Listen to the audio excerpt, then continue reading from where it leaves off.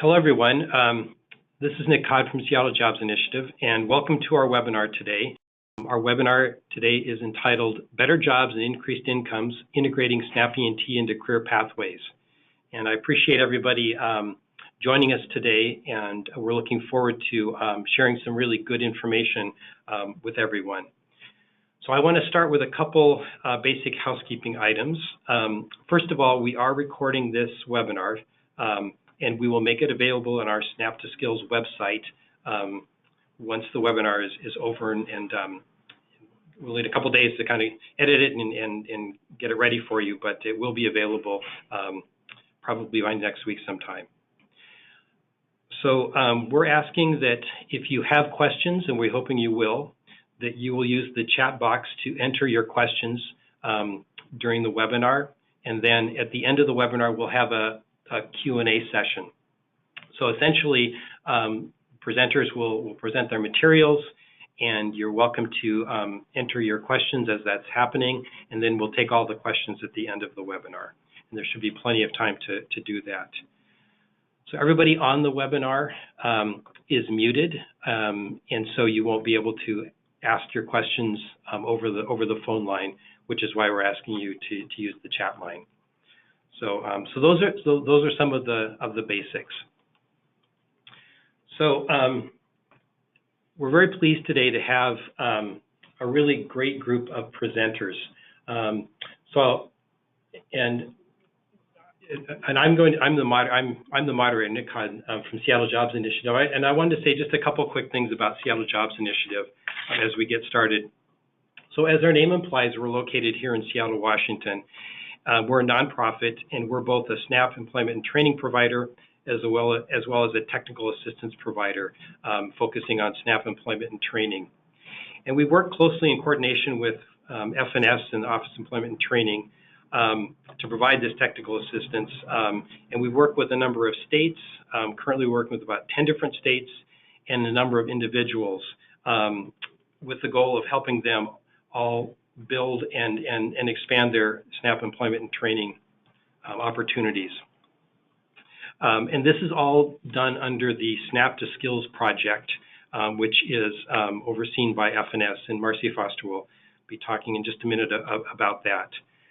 So from the Seattle Jobs Initiative perspective and our work in SNAP E&T, we really see this program as an opportunity to increase capacity across the workforce system to support low-income adults, build their skills, obtain credentials, get good jobs, get better jobs, and really move to a place of better economic stability and prospects. And we feel like the topic that we're looking at today, SNAP E&T, and how it can connect with career pathways, really aligns with some of these goals and this initiative. So real quickly, in addition to myself and Marcy Foster, you're going to hear from Julie Strawn from Apt Associates, Andrew Schramm and Carla Andorf from Kirkwood Community College in Iowa, and Kate Kinder from Portland Community College in the state of Oregon. And so those are the presenters for today, and really pleased with this panel of presenters. So to get us started, I'm going to turn things over to Marcy Foster from FNS and ask Marcy to say a few words. So Marcy? Thank you, Nick. This is Marcy from FNS, from USDA. I'm really excited about today's webinar as well. Just a little bit on SNAP to Skills. It is USDA's largest and first technical assistance initiative to support states in developing higher quality, employer-driven SNAP employment and training programs. It kicked off in 2015, and we're in the third year of that project right now. So this webinar is part of that larger initiative, which has its own website, snaptoskills.fns.usda.gov, and we would really encourage you to visit that website with lots of other resources as well. So I just want to set the stage a little bit from USDA's perspective. This topic really brings together two priorities of USDA, the first being helping SNAP participants gain economic self-sufficiency, which is our goal, the really true goal of SNAP employment and training. and also program alignment. So federal policy, federal program alignment is something that we do a lot of talking about and also a fair amount of action around. But Career Pathways really brings together those two threads, federal alignment of programs, as well as supporting the goals of economic self-sufficiency for SNAP participants. And we are very pleased to be advancing that conversation and supporting Career Pathways for SNAP participants today with all of our guest speakers.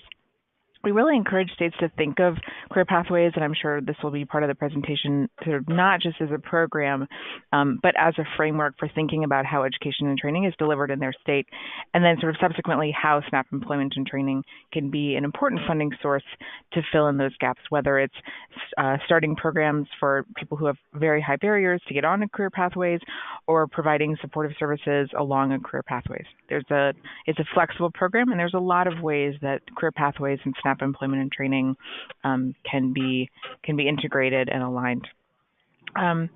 So with that, I'll just close and say thank you to everyone on the panel today. And I will be sticking around if there are questions for USDA at the end. Thanks. Great. Thanks, Marcy. Great. So we want to get started with just briefly taking a look at a few of the learning goals for our webinar today. So we're really hoping that this is an opportunity to increase people's understanding of the Career Pathways framework, strategies for integrating SNAP E&T and Career Pathway systems together. We want to look at how SNAP E&T funding can increase career pathway options, leverage local funding. We also want to look at some of the strategies to increase participation in career pathway programs for SNAP recipients and kind of look a little bit at some of the potential obstacles and strategies in that area. And then finally, we want to really look at how different communities, and we have two great communities we're going to hear from today, are working to integrate SNAP E&T with career pathways. And so our agenda really sort of follows those learning goals. We want to start, just talk about, sort of the why perspective on why use career pathways for E&T participants, the career pathways framework, look again at some of the strategies for integrating E&T into career pathways, and then again hear specifically from the states of Iowa and Oregon.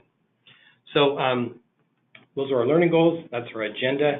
I'm going to now turn things over to Julie Strawn from Apt Associates to get us started. So Julie, take it away. Thanks, Nick. Yeah. Good afternoon, everyone, and thanks for joining us today. So why should SNAP E&T programs consider a career pathways approach? There are really two main reasons. First, career pathways approaches are a smart response to changes in the labor market over the last several decades. As you're all well aware, skills beyond high school are increasingly important for jobs that pay enough to lead to self-sufficiency. If you focus on the light and dark green sections at the bottom of this chart, you can see on the left that three-fourths of those working in middle-class jobs in 1970 had a high school diploma or less education. At the right, you can see that by 2007, only 39% of those in middle-class jobs did. Next. However, as this chart's green bars show, too few SNAP work registrants, only about a third, possess any education beyond high school. In fact, more than 1 in 4 have not even completed a high school or equivalent diploma. You can also see on this chart, in the contrast between the green and blue bars, that the SNAP population has much less education than the general population, which is one important reason why they have low earnings and need SNAP assistance. Career pathways as a SNAP E&T strategy can help close the gap between the current skills of SNAP recipients and what's needed to qualify for family-sustaining jobs. Next. The second reason a career pathways approach makes sense for E&T participants is that the services it bundles are supported by evidence. A recent FNS research synthesis found that the most promising strategies for SNAP E&T participants include ones that are based on individuals' assessments of skills and needs, helping participants earn credentials, and helping participants develop skills closely linked to local labor market needs. In addition, interventions are most successful when they combine a mix of basic skills, job skills training, employment, and work experience. Next. So the Career Pathways Framework really seeks to incorporate and connect the kinds of evidence-based strategies FNS identified as well as others. These include training that focuses on specific industry sectors, contextualized and integrated basic skills instruction, academic and career coaching, and financial aid and support services. Recent research suggests that these individual strategies, especially when bundled together, may be more effective than traditional employment and training. For example, a 2017 study of long-term impacts of a sector-focused job training program, Project Quest in San Antonio, shows larger and longer-lasting effects on earnings than typically found for past employment and training models. And this is consistent with earlier research on sector training. More recently, short-term impact results for 5 sites in HHS's Pathways for Advancing Careers in Education initiative, or PACE, are now out with 4 more reports to come soon. The reports published so far show that PACE Career Pathways programs increased attainment of post-secondary occupational credentials in 4 of the 5 sites. Later PACE reports will look at how those increased skills affected employment and earnings. Among the PACE sites are Career Pathways programs integrating basic skills and/or English language instruction with job training. For example, the Carreras en Salud, or Careers in Health program in Chicago, increased attainment of education credentials, increased employment, and reduced financial hardship within an 18-month follow-up period. PACE results on the impact of another integrated education and training program, Washington State IBEST model, will be released soon. Because career pathway strategies bring a comprehensive package of many different promising practices together to support demand-driven job training, they require strong partnerships with employers and across public agencies, colleges, and private organizations. No one partner has all the knowledge, resources, and relationships needed to implement pathways well. The Career Pathways Framework can be very useful in helping SNAP E&T and other partners think about what services are needed along the pathway and which partners are best equipped to do what. As Marcy said, twin goals of SNAP E&T integration with career pathways are self-sufficiency and program alignment, and thinking about the framework can help further both of those objectives. Next. Here's a conceptual graphic of the Career Pathways model. In practice, community technical colleges, workforce boards, and other partners get together with employers in an industry and map out specific pathways to make sure that each education step and credential corresponds to in-demand jobs and opportunities to advance. You can see from this graphic that people can enter the pathway at different levels based on their individual skills, educational attainment, and job experience. Ideally, credentials stack on each other so that people can move up over time as they are able in between or combined with working. For example, a worker earning a certificate may fulfill some requirements for a technical diploma. Diploma classes, in turn, get that worker closer to an associate degree, and so on. It's worth pointing out that the initial steps in the pathway, such as career pathway bridge courses called sectoral bridges in this graphic, are not just for those without a high school diploma. A recent international survey of adult skills found that 60% of low-skilled adults in the United States actually had a high school diploma. So some career pathway bridges might focus on high school completion along with career preparation, but others might focus on things like college remedial math or writing, contextualized to what's needed to pass courses for employment in a sector like healthcare. To help workers make these transitions between steps in the pathway and to coordinate the comprehensive set of career pathway services described in previous slides, many career pathways programs will use case managers, often called career navigators or coaches, to help coordinate these services for individuals and to help connect them with employers. Next.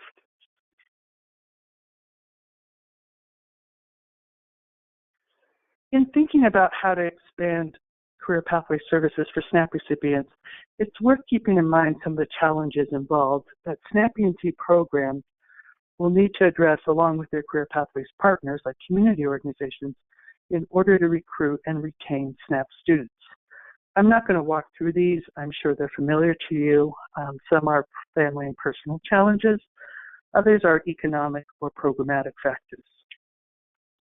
Next. So what are some strategies for integrating E&T with career pathway systems in your state? In integrating SNAP E&T into career pathways, it's important to think strategically about what SNAP E&T can best fund versus what services other partners can offer in order to maximize the E&T investment by complementing and not duplicating other efforts.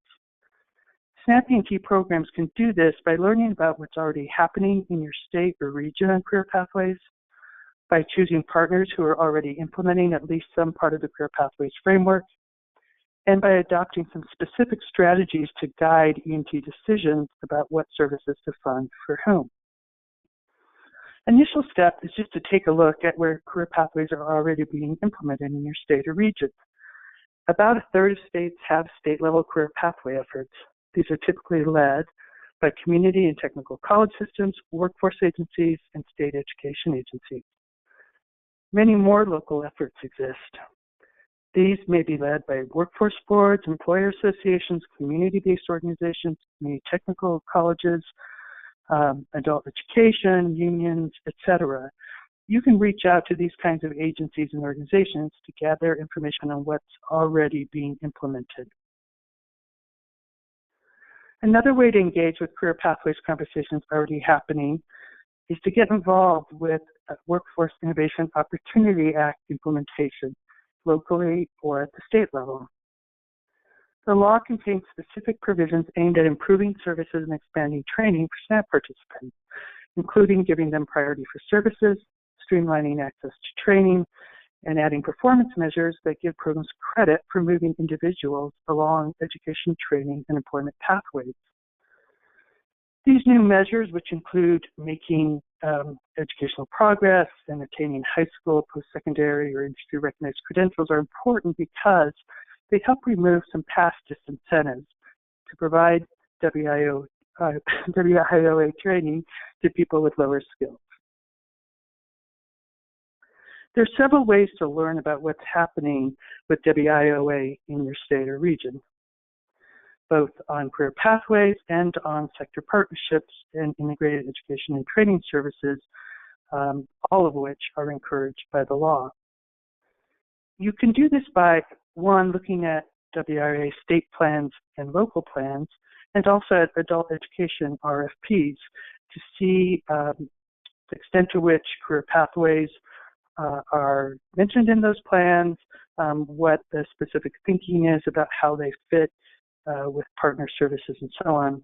The second way is to join work groups that may exist on career pathways through WIOA at your state level or in your region, especially in localities that E&T is targeting for expansion of third-party reimbursement models. You may already be aware that states were required to submit updated WIOA plans last week. Many of those draft plans are available on state workforce agency websites and have some useful information on this. Next. The third way, the next step is then to identify specific opportunities for E&T to complement your partner's existing career pathway offerings in order to integrate E&T services with theirs. Here are 4 ways to think about doing that. So first, you can address key service gaps.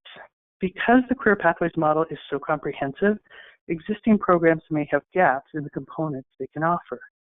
By filling those service gaps for E&T participants, you can increase the effectiveness of pathway programs while also leveraging other funding streams existing in investments in pathway services. Some of these additional services you might think about funding through E&T are career navigator positions, supportive services such as transportation or childcare, or contributing to the administrative costs of developing work-based learning opportunities.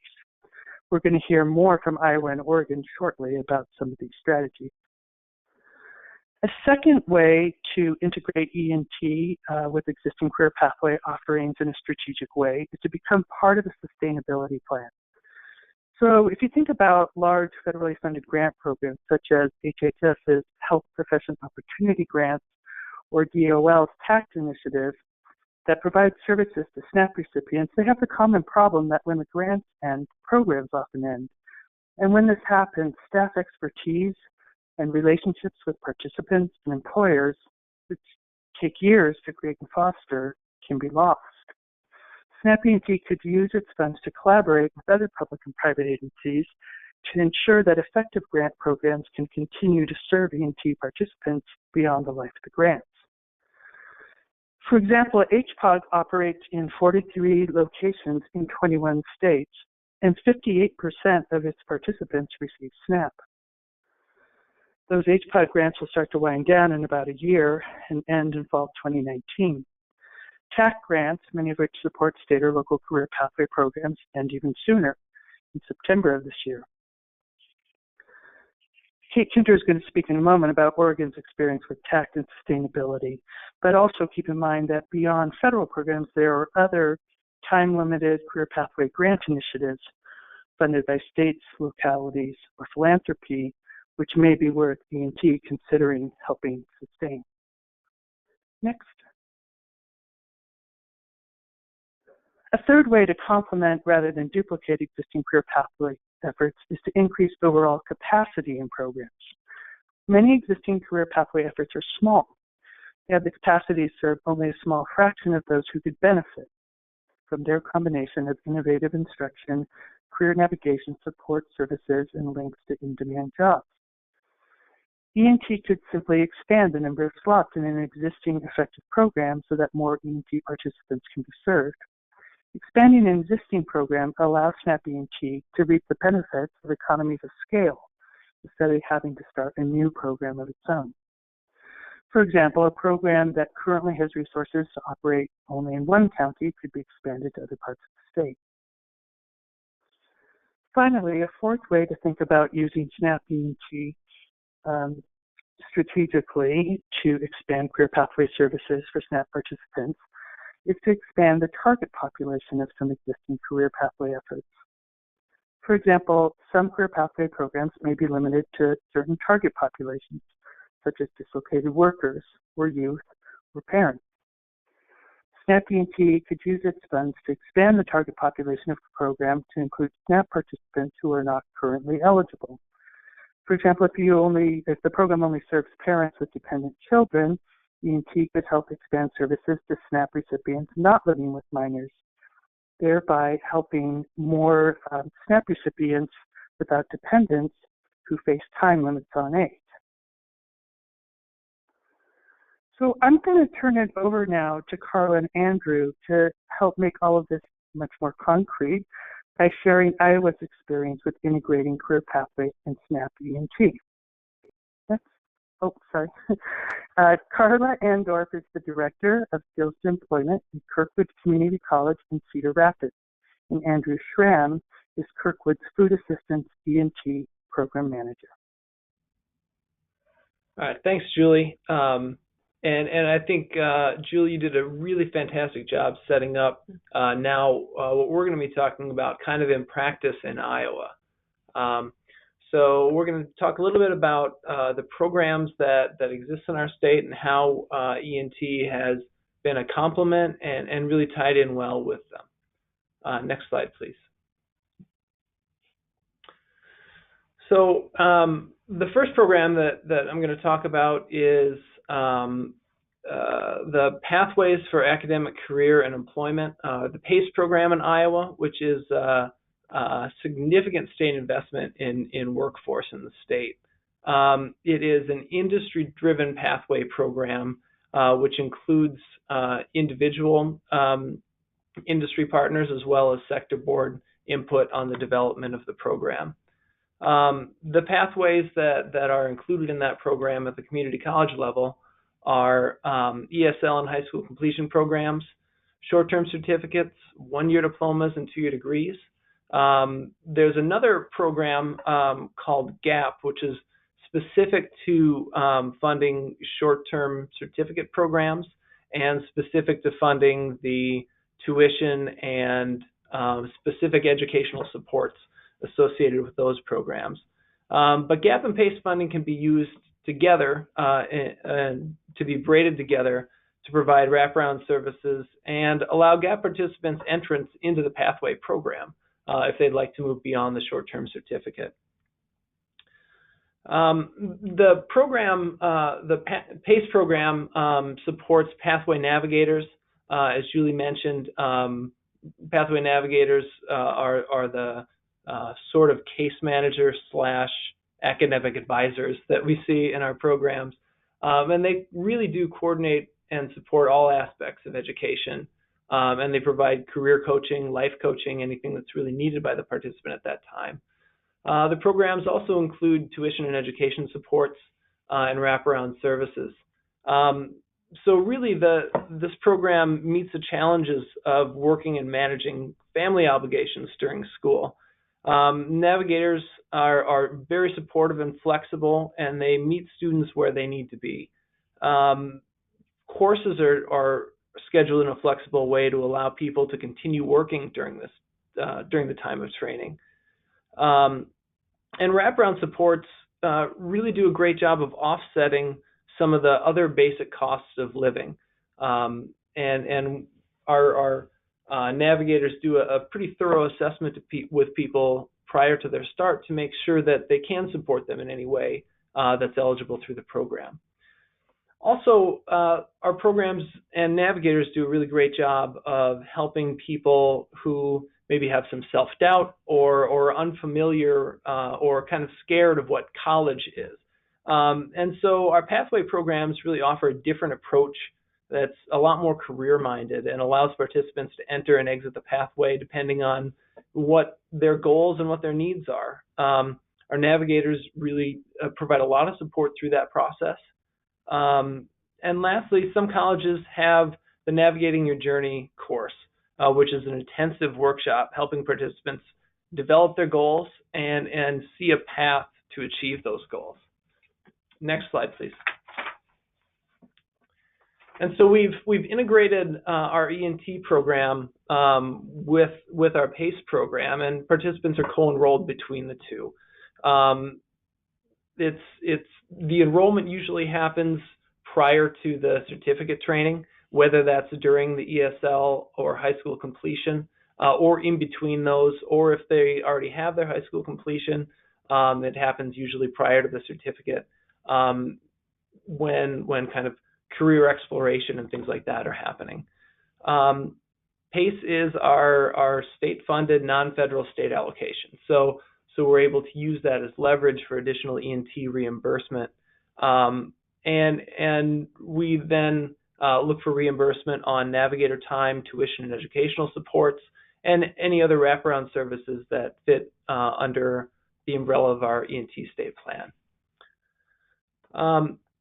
So E&T and PACE programs goals are really aligned, really paralleled. Participants can start at any point during that pathway, and the programs are really seamless for participants, give or take a few different basic procedures that happen in the program. But one of the benefits that we have for our E&T participants is that all participants are required to work with the navigator on their employment plan, and that's been shown to be really a positive thing for our participants. Next slide, please.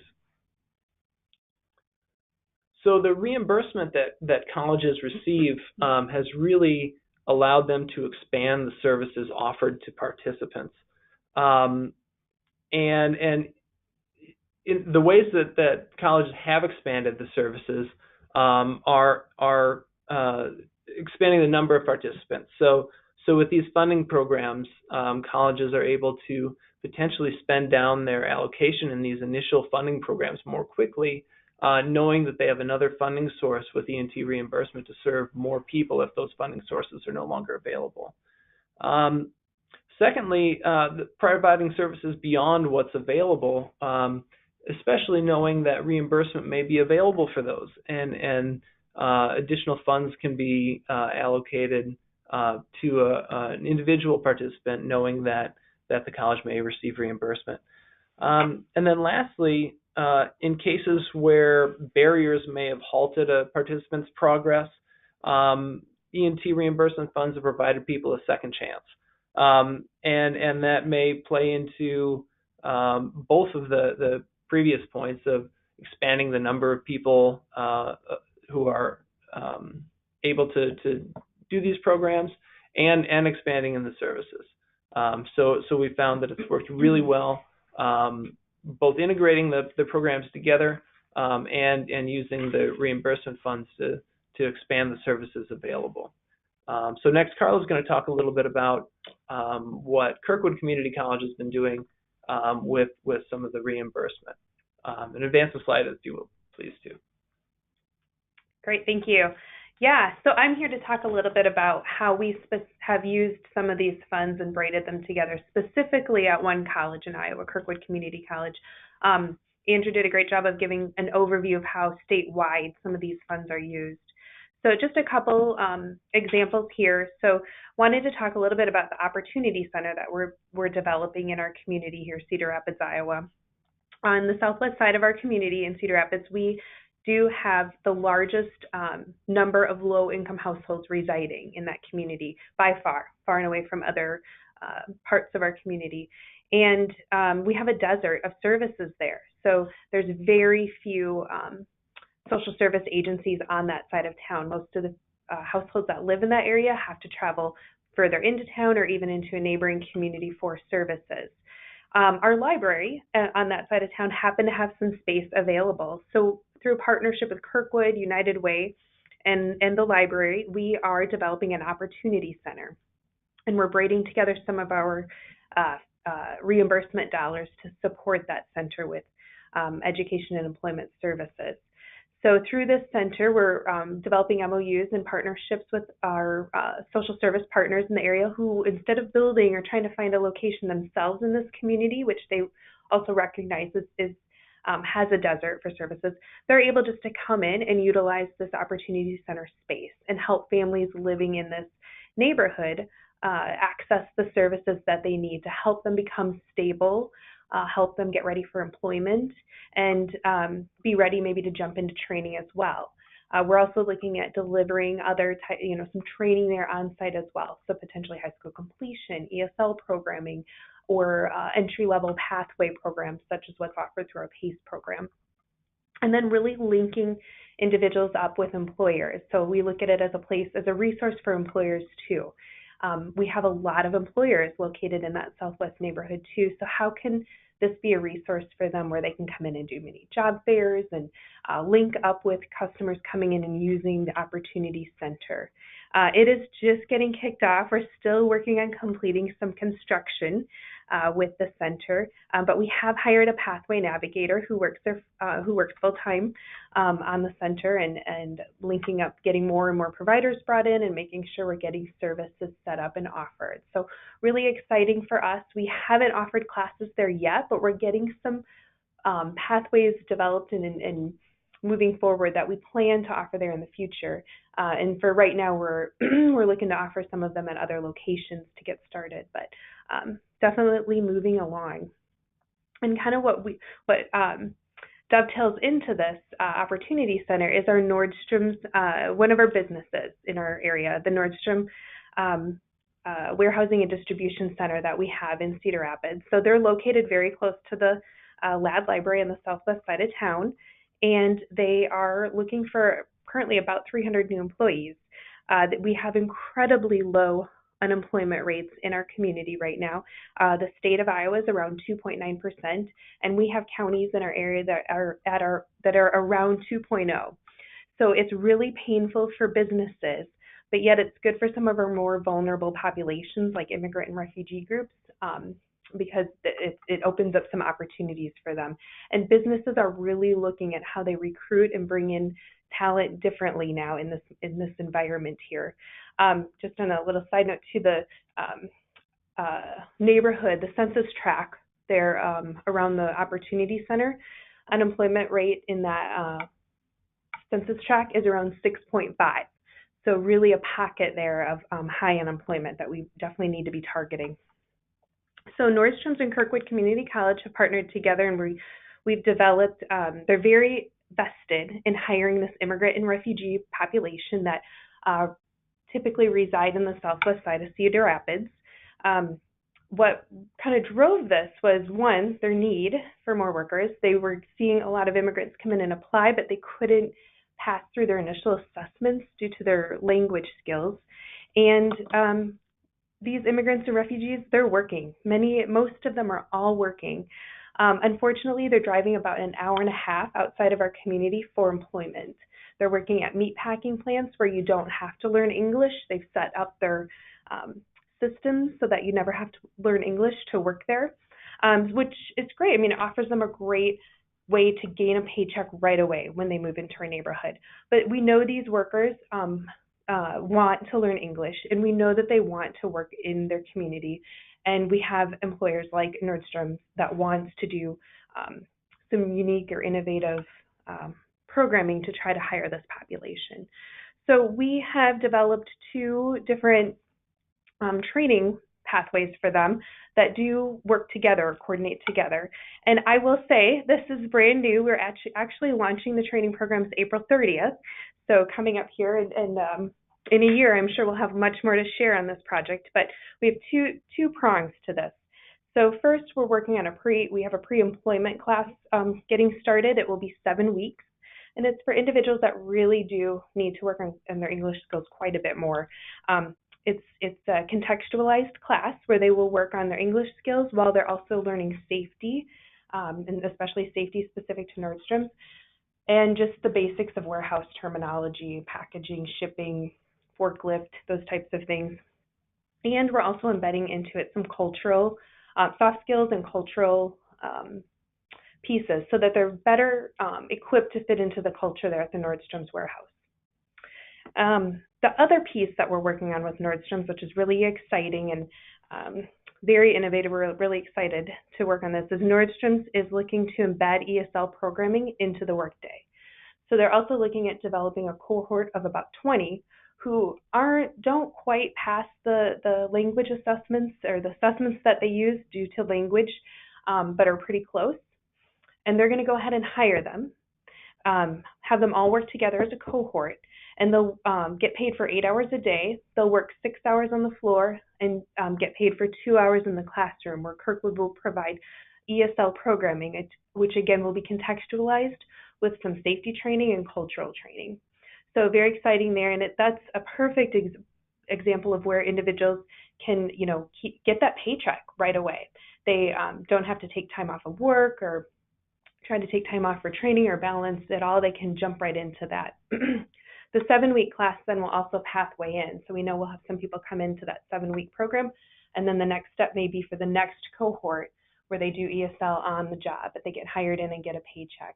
We did schedule our 7-week pre-employment program or class to work around the typical shift most of these individuals work at the meat packing plants, so that they can hopefully juggle both during those 7 weeks. And then we wrap our own supports with them too. So do they need transportation and childcare and all those types of things? Do they need work clothes or work boots? So very exciting. We're looking forward to that starting, and it's a great braiding of funds between our Food Assistance Employment and Training Program, the PACE program, as well as our Title II program, which is a major partner in this, as you can imagine. Nordstrom's pays about a little over $13 starting, and moves up to $19 an hour within a couple years. And so that's we definitely think a great pathway for individuals to really start to move up and move into that self-sufficiency. So hopefully we'll have some more to report back on that here as we get that kicked off and started, but it's definitely piquing the interest of a lot of other employers in our area. We currently have a local manufacturer that's knocking at our door wanting to start the exact or something very similar, and one of our local hospitals too. So questions or discussion? We're gonna take questions at the end, but Carla and Andrew, thank you so much. That information was great. It was really, really helpful. So what I'd like to do now is turn things over to Kate Kinder from Portland Community College, and she's going to talk about the work that they are doing there related to SNAP E&T and career pathways. Kate, take it away. Okay, thanks very much, Nick. So next slide, please. So I'm excited to talk about what we are doing in Oregon with our community college SNAP 50/50 consortia and how we are utilizing the career pathways framework. So we are in our second year of the SNAP 50/50 project, and then we have been working together. All 17 community colleges have been working together doing career pathways work for about 12 years. And so we found that there was really great alignment between career pathways and SNAP 50/50 and felt it made really great sense to integrate the two and really see them both as effective college completion and workforce development strategies that are really focused on skill development and credential completion, so supporting students to complete those stackable credentials and then move into higher levels of education. They're both really effective economic mobility and pathways and strategies for pathways out of poverty in providing individuals with the skills and credentials that they need to move into better paying jobs and be on a pathway into family wage jobs or move directly into them. It's also an important access, equity, and inclusion strategy. And so we're really mindful of creating both the SNAP 50/50 project and our career pathways work, designing services in a way that they're accessible for communities who are can be underserved in community colleges. So non-native English speakers, first-generation college students, low-income working students, and especially, and then also students of color and underemployed communities. And really, they're critical workforce development strategies. So they rely on effective partnerships, sector strategies, so making sure that all the skills that we are developing and the credentials we are focusing on lead to jobs that are in demand in our local communities. And so part of that is making sure we have industry input. Next slide, please. So I just want to very briefly, I think everyone else has done a great job talking and speaking to career pathways, but I just wanted to give a quick overview of what Oregon career pathways look like. So really focused on connecting those systems, building skills, and then advancing economic opportunities. So really the purpose of career pathways work is to support individuals and their progression along the education and career continuum. So we want more students completing college and more students moving up in their career and getting career opportunities that offer pathways for advancement. Our work really focuses on supporting student transitions. So we look to see how we can make sure all the students who need a GED are accessing our adult basic education programs, that they're accessing ESL, and that they are moving from those and DevEd into the credit CTE programs at the community college, and that they're positioned to move into the university over time and directly into the workforce. Oregon is well known for our short-term stackable certificates, which we call career pathway certificates. And so we're really focusing on how can we increase access and completion of those so individuals can move into careers and then also persist and get additional credentials and ultimately a degree over time. One of the things that's really key is these are all stack and lead towards a degree so that students aren't having to start over. If they complete a career pathway and go to work and then have opportunities to move up, they don't have to start from scratch. We also integrate student support, so that wraparound college success and career coaching or navigation that Nick spoke to, and then they respond to sector strategies. And so one of the things we really try to do when we have capacity is to integrate connections to employers. So knowing that not only are we giving students the skills, but we're helping build that social capital so they have connections to internships and job shadows and jobs. Next slide, please. So this is just a visual depiction of what some of the career pathways across the state in Oregon are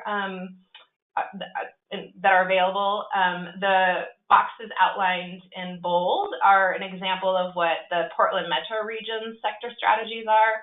So we really focus on what are some career pathways in construction and manufacturing, so maritime welding, for instance, or others of that. So that's just really try to localize it and make it relevant to what the local industry need is, which is very different across the state and depending on which community college is designing the pathways. Next slide. So that's a little bit of context about our career pathways work. And so I want to talk a little bit about how we developed our community college consortia. So as I mentioned, the community colleges have been working together for over 10 years. One of the things to note is we are not a community college system. We are 17 independently accredited community colleges. So it's not as easy to integrate a statewide program, but we have really successfully, through career pathways, been able to work together and have peer learning and create a systemic approach. And the career pathways framework is one example. We also had a successful TACT 1 grant that was a consortium with all colleges where we utilized a career pathways approach and integrated coaches. So one of the things we identified when the TACT 1 funding went away is we were seeing really promising outcomes for students in terms of their completion and employment, but we did not have the funding or capacity to continue that. And we also noticed we were serving a lot of SNAP recipients and low-income students. So we identified this need and really saw STEP as a solution to that and to meet the needs of our students and employers. Our Oregon Department of Human Services has been a really fantastic partner. They have created a very clear vision for us of how SNAP 50/50 can fit into a continuum of services to get families out of poverty, and position the community colleges as a really key partner in that work. Currently, there are over 25 providers that are offered in over 90 locations in the state. So really been expanding that and try to increase those resources. And then we've also really been fortunate to access a lot of technical assistance. It's been really fortunate through National Skills Coalition, through Seattle Jobs Initiative, through our local Department of Human Services and FNS. And so I think that's been key for us developing a really high quality skills-based program, but that also met all the compliance requirements. Next slide. So this is a depiction of where we are at right now. As I said, we're in our second year. We started planning in 2015, and then we started actually had our first contract in fall of 2016. And so currently we have 9 colleges. And so we are doing it as a consortium with Portland Community College leading as the lead contractor, and then we have an umbrella contractor and subs with the additional colleges. And you can see from there, we're scattered throughout the state. Some are very rural areas. Some have a mix of urban and rural, but really different populations and industry. And then one of the things I think that's really critical in what we've been able to do is that we've been able to build on best practices and what's been working and what's been successfully supporting low-income students to expand that and enhance it. So we haven't developed a program that's separate from the work that's already happening or that's outside of the workforce development services. It's really integrated and braided in. And I think, and really looking at designing the work and the services with outcomes in mind. And so with student transition, persistence, college completion, careers, and then also really understanding this grant, I think more than many others in the employment and training sphere really builds partnerships locally. And so I think that's one of the best outcomes for the colleges is we've been able to work with community-based organizations, with our employment department, with our local WIBs, and with our Department of Human Services in ways that maybe we weren't doing as collaboratively as we could have, and it provides funding and capacity to do that work.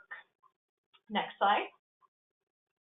So one of the things I get asked a lot is how did we find the match? So one of the things in Oregon, we have a lot of progressive policies, but these don't always translate into funding for education. So what we did is we looked at what funding we did have, and we very carefully, intentionally allocated those resources to create intentional services for SNAP recipients and expand or enhance it. So that really looking at where were low-income students falling through the cracks at our institutions, where could we increase access, where could we increase completion strategies, and so really building that in. So in doing that, we've used general funds, state grant funds, foundation funds, and federally approved indirect rates. As Julie said at the beginning, we really did identify those gaps, and for us, really the career coach was the gap, and so really identify that as where we want to build capacity and how can we allocate these other resources to make sure we can reinvest and support career coaches. It does require strong cost allocation measures and time and effort tracking, but we have found that as long as these systems are developed up front before you're implementing, they're can be pretty streamlined, and they're well worth it with the amount of flexibility that you are provided in the SNAP grant. This also been a great opportunity for increased public-private partnerships. Locally at PCC, we have a great grant partnership with JP Morgan Chase, and we've been able to expand that and when really able to explain that their funding could help more low-income individuals and SNAP recipients get into college and get into careers, and ultimately get off of assistance. And so really makes it a wise investment for them that supports the work. For college administrators, some of whom were a little concerned, I think, understandably about potential risks or coming up with the match, what we found is it's really been actually a really great source of new enrollments, which then increase our FTE, which increases funding for the colleges. So at one school, as the word's gotten out about these opportunities, they have had students lining up at 6 a.m. to get into the program.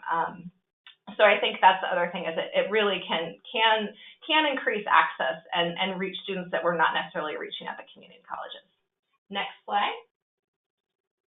So this is an example just of what that pathway could look like, very similar to Julie's slide earlier. One of the things to note is we really are focusing on the beginning pathway points. So we are looking at a lot of the schools have built up IET models through SNAP and been really effective at doing that. So how can we get more individuals from adult education or IET models into credentials? How can we get more students completing career pathway certificates and going into work? But it does allow the flexibility that if there are students who need support, who are at the more associate's degree and doing career technical education, that we can provide that. So we had one student who was a single dad. He was almost done with his degree. And then suddenly became homeless, had a number of other issues. And so by adding that coaching in there and helping triage for resources, he was able to complete his degree and move into a high-paying job. So really, those navigators are key and kind of identifying where your key points of access are into those pathways.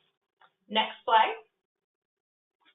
And this is just an overall depiction of generally how our program flows, with a lot of flexibility across the state. So we do outreach in the community, in the colleges, with community-based organizations, with our Department of Human Services, and then do that individualized assessment that the career coaches do, create a career and education plan, and then are really there to support students along that pathway, which is very individualized and looks different for each student. The bulk of the work we're doing is in education and training, but we do provide some job search training, or work experience. And I think the thing, again, is really to map in what we are doing, what we're doing well, how we can support students to complete credentials and build skills, and map that into the grant. And so we found it to be a really, really great opportunity for our students, and seen some really promising results in terms of increased completion, increased skills progression, and then increased job and especially increased wages. We just had a student who graduated who came to us and was making $12 an hour as a laborer. We got her into one of our CTE programs in welding, and she finished making $25 an hour. So really trying to get students off of, get into a pathway for economic mobility and off of assistance. And that is it for my piece. Great. Thank you, Kate. And thank you, everyone. Thanks, Carla, Andrew, Julie. you guys presented some really great information. At this point, we want to look at some of the questions that people have submitted, and if you still have a question, feel free to enter it in the chat box. Before I start with the specific questions, what you'll see here on your screen are the presenters and their email addresses, and I've checked with each of them, and they're all fine with any of you following up with them after the webinar with follow-up questions or more specific types of requests for information. That's an opportunity for follow-up for everybody that's participating today. The other thing I just wanted to say again, because we've had a couple questions about whether or not the webinar and the slides will be available, and our plan is to have everything available on the SNAP to Skills website by the end of next week. So I would check that website in about a week, next Thursday or Friday, and it should be there. And if it's not, it'll be there shortly thereafter. So that's our plan and our response on that question. So we have a number of questions, and we have some that are fairly specific to the individual presentations. So I'd like to, start with, I'd like to start with some specific questions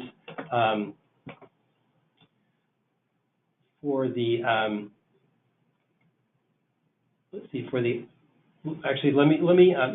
for all the presenters. So we have a question about your programs in general and whether they serve people experiencing homelessness. So that would be, really for Andrew, Carla, or Kate. Any comments on that?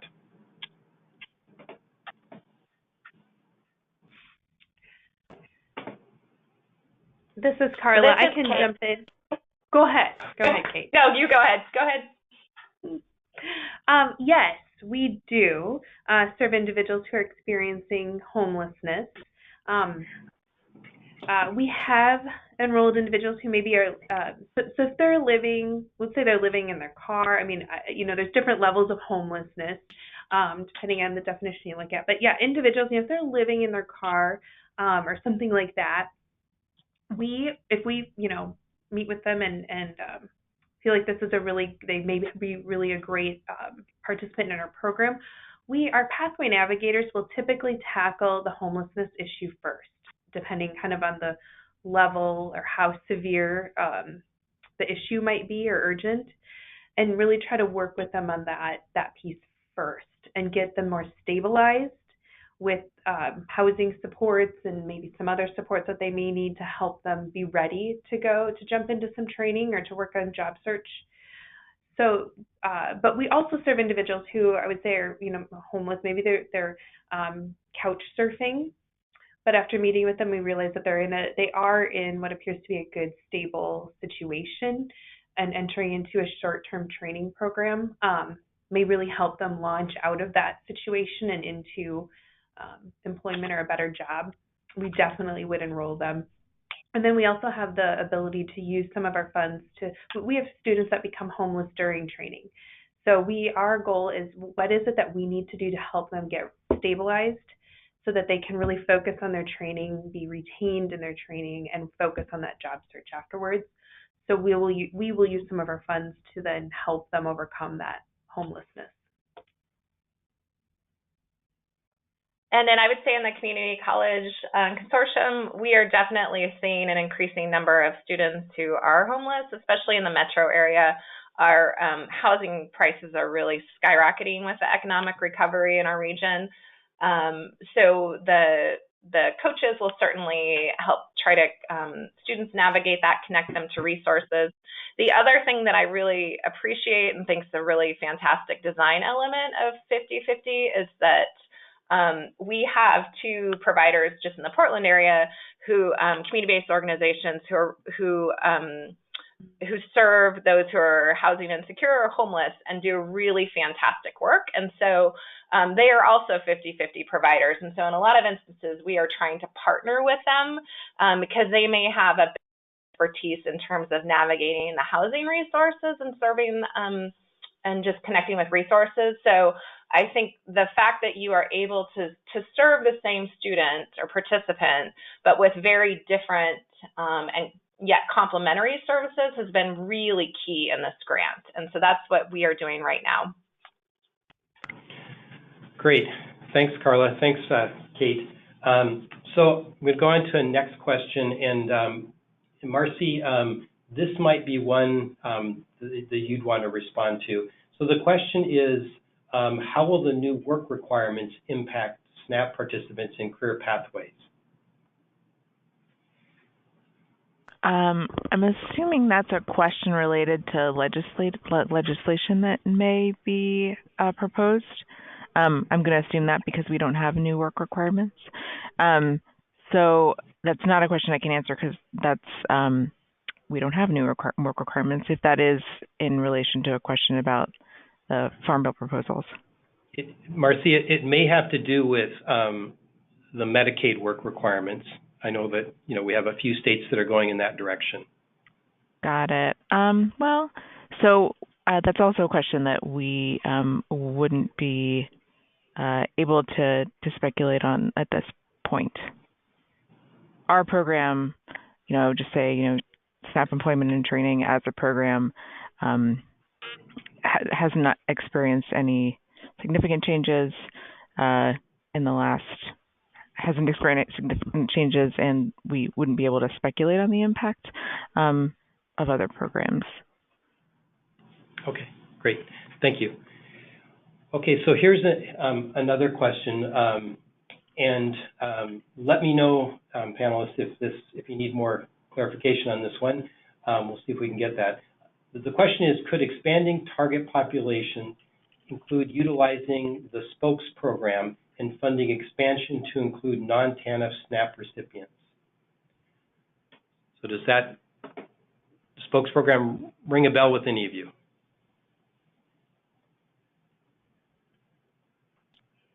This is Kate, and it doesn't with me, but what I will say is we are in Oregon trying to work with our local Department of Human Services offices to see how we can serve those who are exiting off of TANF. So it may mean that so just as part of that continuum of services. So I do think that's a really important population. That especially we had one student who just went over income from going to work, but was in the middle of completing her GED. So we were able to enroll her and provide those supports and really that encouragement to balance work and finish school. So I think the TANF population, those exiting off of TANF, not on TANF, are a really key population that it makes sense to design services for. Great, thank you. Nick, could I just say something? This is Julie about the work requirements. Yeah. So I appreciate just from speaking to people around the country that many of you are in environments where you may be seeing new work requirements being imposed on individuals who receive SNAP, even if those requirements are not through SNAP. And I would just encourage you to look at the details of what activities help people meet those work requirements and see if there's an opportunity, whether through SNAP E&T funding or combination of E&T and other partner funding, to help more people facing those kinds of work requirements enroll in career pathway programs so that they can preserve their benefits while at the same time gaining skills and new opportunities for employment. In some cases, career pathway education and training, if those activities count toward the work requirements you're facing, can be a very good way of meeting a certain hourly requirement because it can be easier to get, say, 20 hours a week of education and training, especially if it's combined with some sort of internship or something like that, than it is to, say, get in 20 to 30 hours a week just of job search. So I just would encourage you to look at the details, think about whether it could be an opportunity. And if you have any specific questions you want to follow up with me about on any of that, I'd be happy to chat more. Great. Thanks, Julie. That's really helpful. Very good. So I want to move on to our next question. It's kind of a long one, so I'll read through it and let me know, panelists, if you want me to go back. So aside from identifying existing providers and programs in a state's WIOA program, how could a state SNAP agency better identify existing programs at each level of a career pathway model to better understand where its respective SNAP E&T program could fit into the framework better?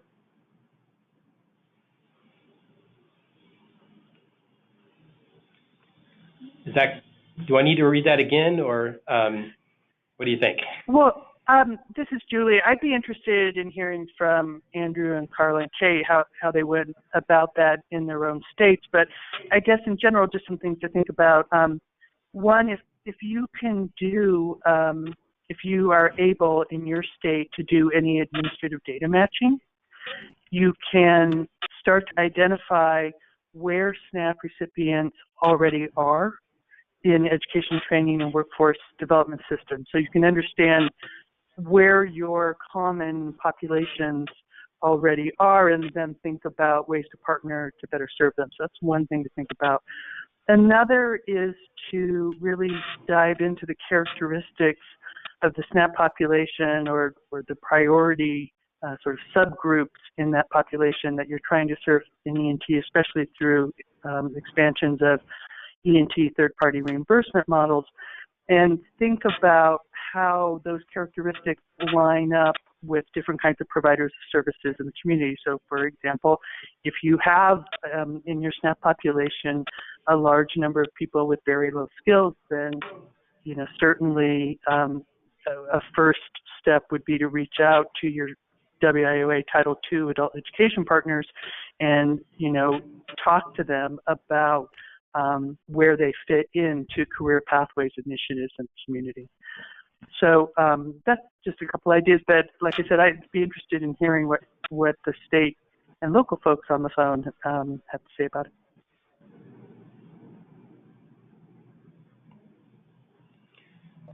So, Andrew or Carla, do you have any?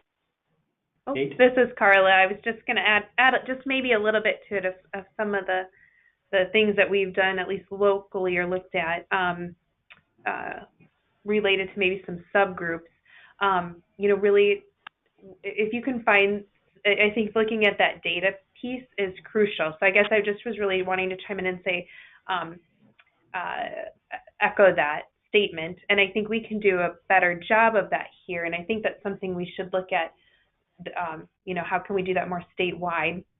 Our United Way, so that might be a resource for some entities out there. They do an awesome job of doing a lot of geo mapping, looking at neighborhoods and populations and where people are and where they get services, and really have a wealth of data around that. And so that's really what helped us drive some of our work around the Opportunity Center and how do we dive into that population and how do we access some of these really vulnerable populations or ones that are not working or underemployed. And so and then how do you launch that statewide? And I think that's something we could look at here more. And this is Kate, and I think it was some guidance that we got through SJI when we were first designing this. Is one of the really effective things you can do in the local communities is pull the providers or potential providers together and do some resource mapping. And so we have been able to do that at several different levels. So the community colleges as a consortium, we looked at that. What are our funding streams? What can we allocate?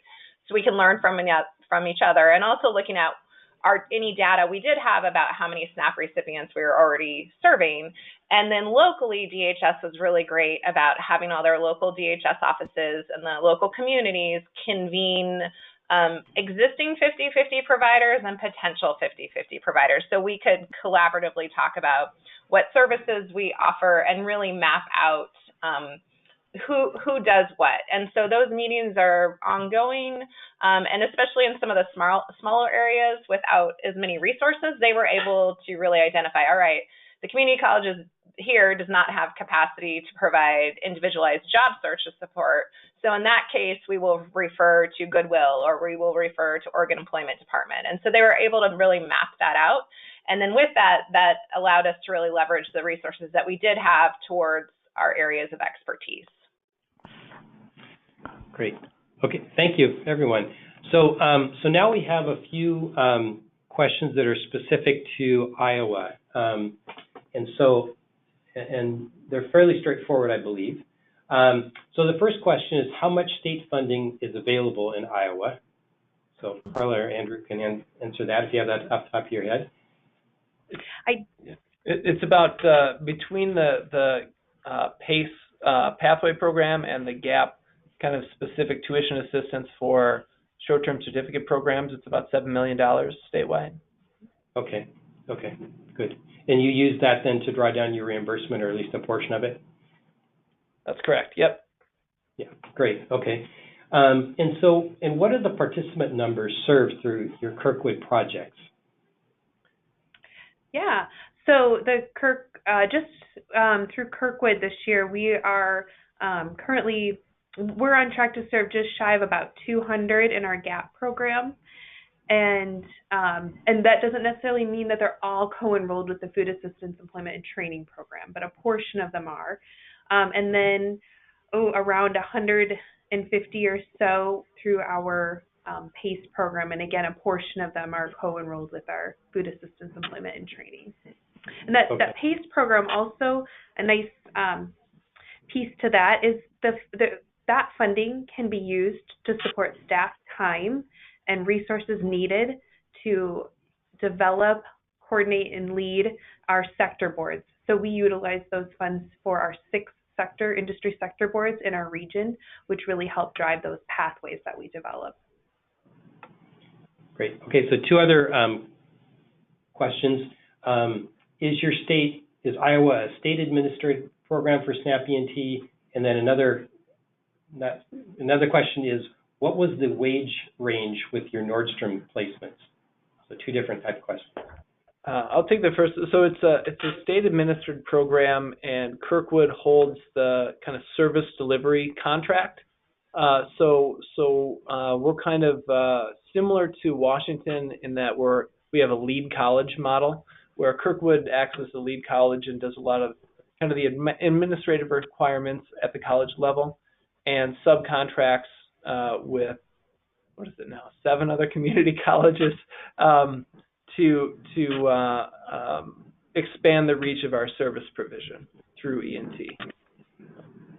And then Nordstrom's, they start at 13 and some change, I can't quite remember, that they start their workers out at. And then within a couple years, they can move up to 19. So. Great, okay. So we had another question, and I'm thinking one of you can answer this. So we wanted to know, what is a federally approved indirect rate? Because I think a few of you may have mentioned this.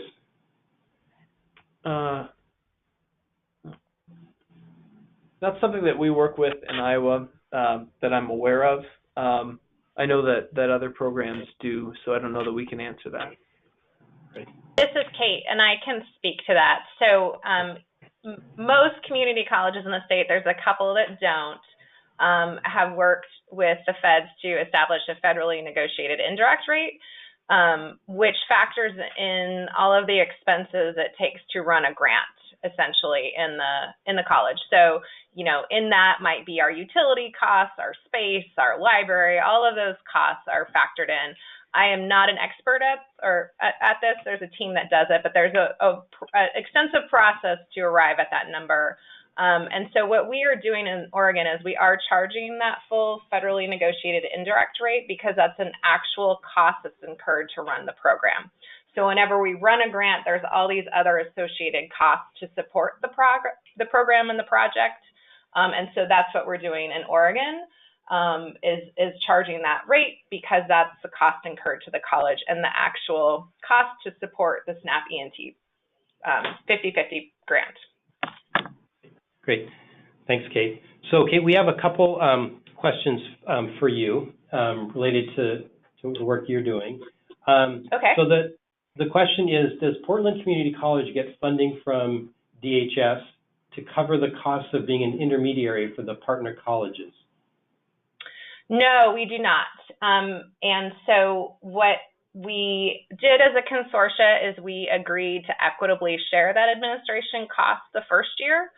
And so instead of doing indirect on the subs, which is sometimes, 10% or whatever is charged for the administration, we agreed not to do that.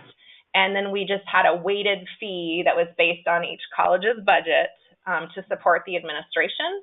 But because we had such promising results the first year and success, all of the 17 community college presidents agreed to support an investment for this biennium from the Community College Strategic Fund.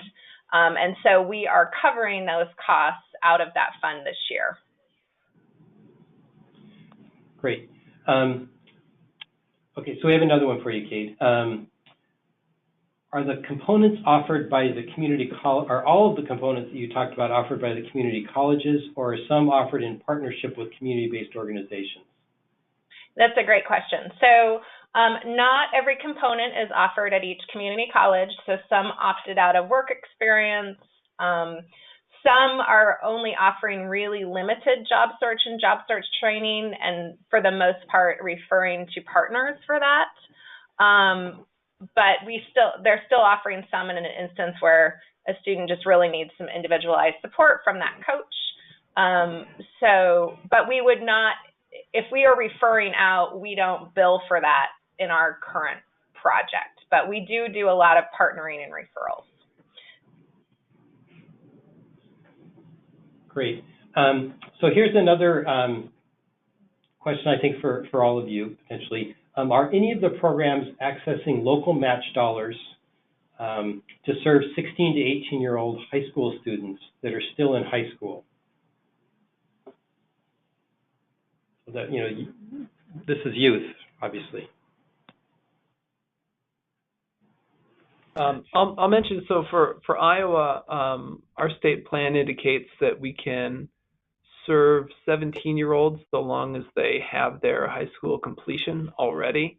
So that's not a population that our E&T program seeks to serve at this point, but that's something that we could discuss in the future. And we don't have any specific match programs that targets that specific age. Our PACE program can serve 16 and up, so they could enroll there. GAP is 18 and up.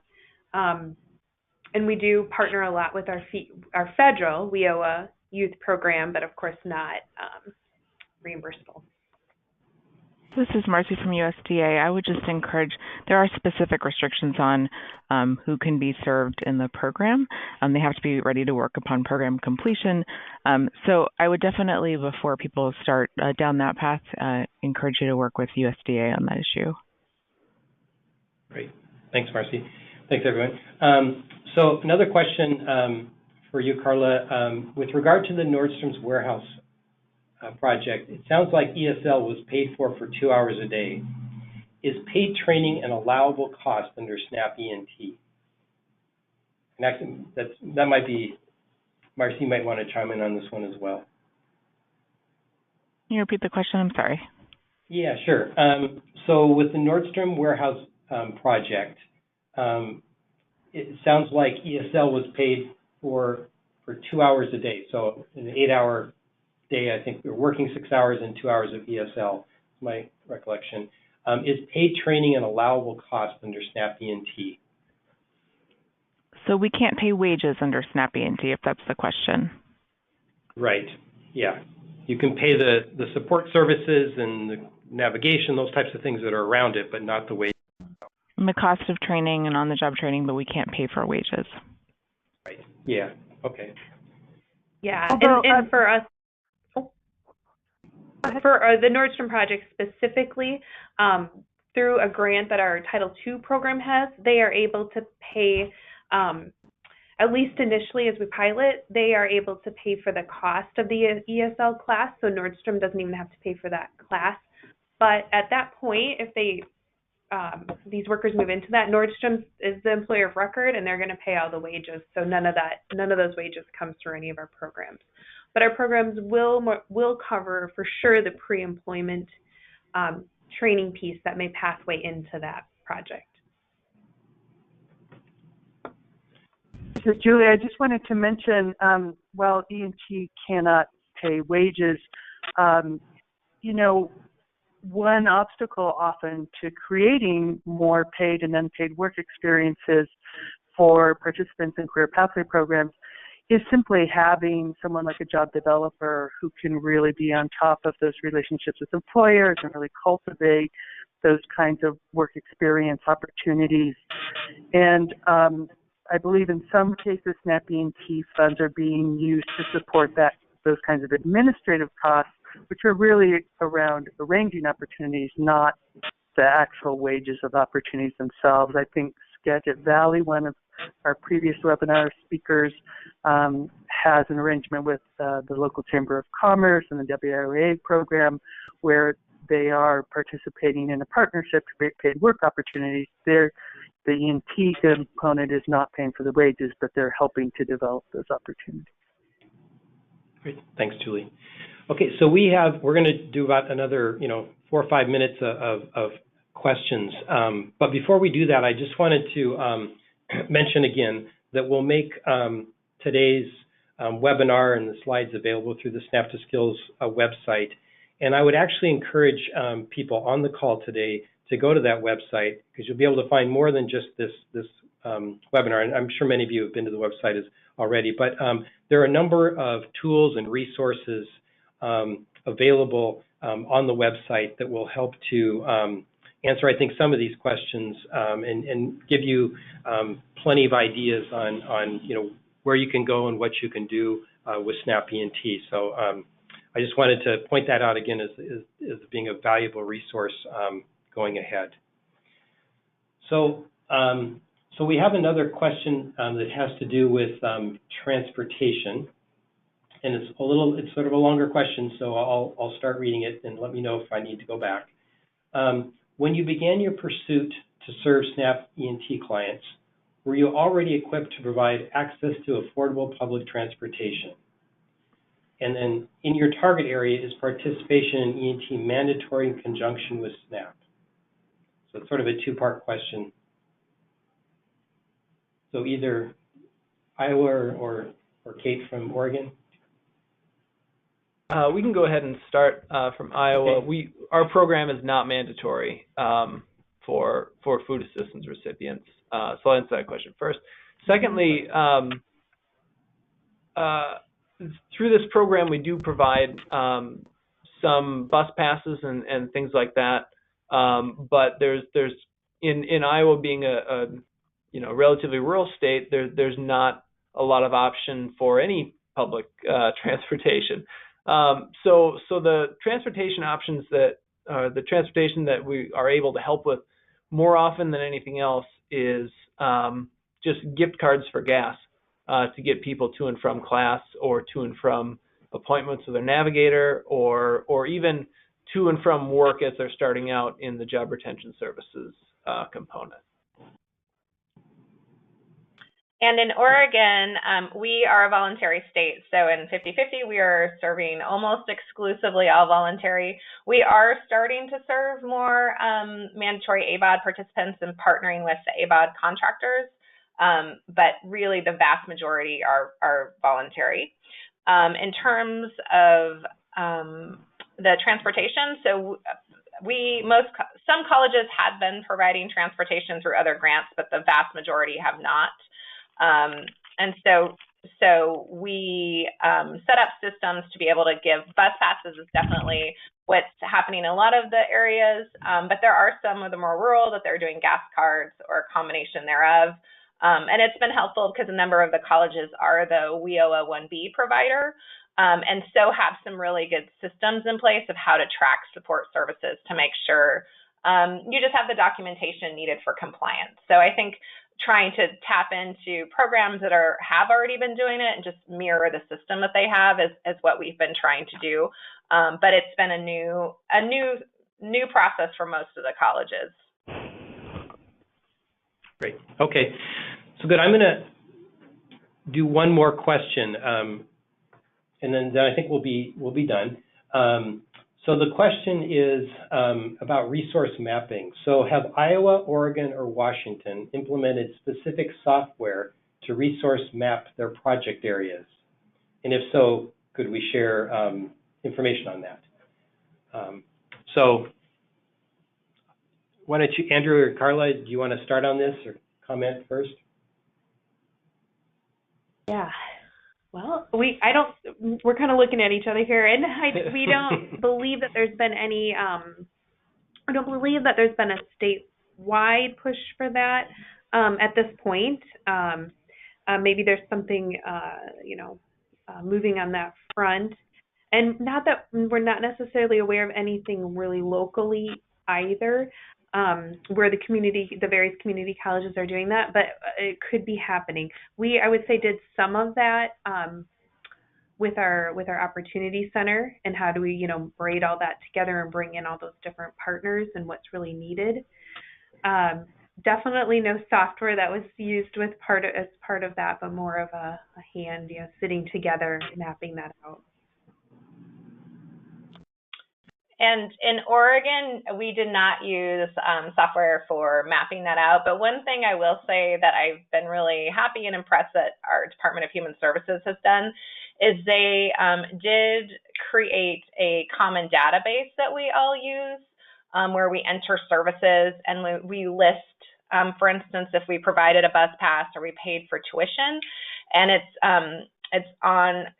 the tool is called iMatch Skills, and it's Oregon Employment Department's database. And so what can also happen is it can match wage reports for the quarterly for requiring. So I think while that's not resource mapping per se, it really helps with ongoing compliance and helps with us look at what services and support services and then coaching or activities students are engaged in within our areas. I would just mention that. Go ahead, Julie. I was just going to mention a couple of tools developed by other organizations. So the Center for Law and Social Policy has a Career Pathways toolkit that you might find useful just for thinking about where to look to start your resource mapping. It includes basically a crosswalk between all the different kinds of services you might want to include in a Career Pathways program against all the different federal sources that might be able to support those individual services, and then some templates for kind of mapping that out in your own state. And I believe the Department of Education also has a similar tool through a Perkins project where they were trying to bring together conversations about career pathways in Perkins and in the workforce system and in sector training programs, and bring those all together at the state level and sort of map out who was doing what and who could do what. And I'm pretty sure they have a self-assessment tool posted as well. If they don't have it posted, if you can't find it, let me know. I'd be happy to help you track it down. Great. Thank you, Julie. So we're basically out of time, but I want to thank everybody that's participated today. I want to thank our presenters, our panelists. I want to thank everybody that's tuned in, those who have listened, those who have submitted questions. Appreciate your participation, and we hope this is very helpful to you. We encourage you to check out the SNAP Skills website. Follow up if you have more specific questions, and I want to wish everybody the best of luck moving forward, and hopefully you can make some good use of what you've heard today. So thanks everybody, and good luck. Bye-bye.